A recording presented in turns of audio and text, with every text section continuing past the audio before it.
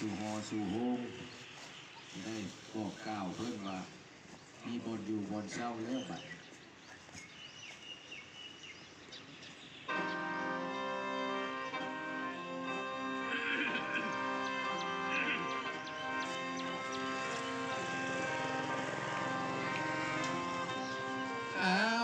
ขั้นแต่ในมือนี้สาธุเดินเนี่ย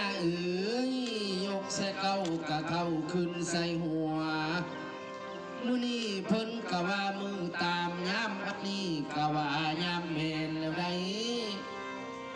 เพิ่นเป็นเดือนหาตั้งสังขารฟ้าปีใหม่มาแล้วเดือนหาขึ้นเสื้อเจ้าเป็นตาวลง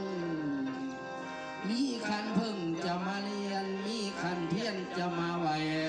ขันเป็นขันดอกไม้เทียนไต้จะยืนถึงสาธุเดินเนี่ยยี่มากกระปูโพพันกะเหล่าตอนหัวดอนบอนเจ้าอยู่มีมักเบ่งใบสีพร้อมของดีเดียระดาษมีมักไม้มงคลทางเก้าอย่างเราสาเด็ดได้เต็มขันหมากโมเราสาโทได้เต็มขันตากน้ำบาดสีซ้ำขันเรากองเราให้มักสมได้ต้องตาหมากสีดาได้ต้องแขวหัวมันแก้วต้องปั่นเข้าไงผ้าเขากระเตงหาผ้าป่ากระเตงหม้อครอบเจ้าเลี้ยวไปหน้าอยู่ดีองค์อาจลาดถนนเส้นสู่ต้นผัดสู่คนลอยซอยเมยานางเฮือเจ้าทั้งหลายนี่แล้วอีพ่อนจะปูหนองยาไส้ปิ่นเข้าตลอดเข้าคูสุลัมซื้นมึงโดนยาขึ้นสู่ห้องหอห้องจะบอนอยู่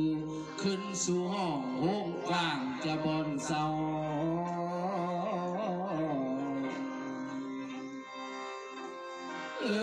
ขั้นเป็นขึ้นไปแล้วเนี่ย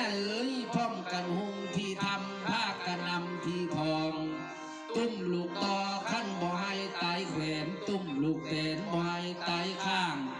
ตุ้มลูกสร้างหลานอีนางให้คือเก่าผูกเมป้าขั้นลานล่าให้อยู่ดีตกฤดูมันแล้วเดือนปีมาถึงแล้วจังสิเซินจะลงไปลิลลงร้อยแม่น้ำใหญ่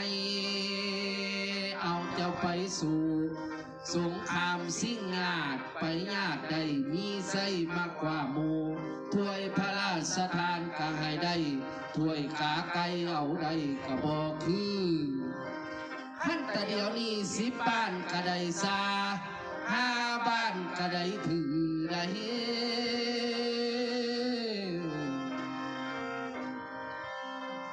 สาธุเดินเนี่ย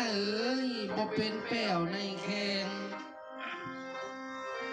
สาธุเดินบ่เป็นเม่งในคางบ่เป็นป้างวางคิงให้ดีมกทางในให้ดีใจทางหน่วย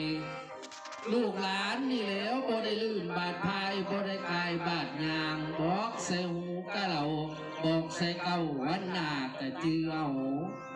สาธุเดินย่าให้มันเส้นปีท่านให้มีเจ้าเส้นสัวตั้งรับเป็นไม้ขาวตั้งหาวเป็นไม้แก่นแน่ลึงตึงลมต้องไว้ตีงเดือ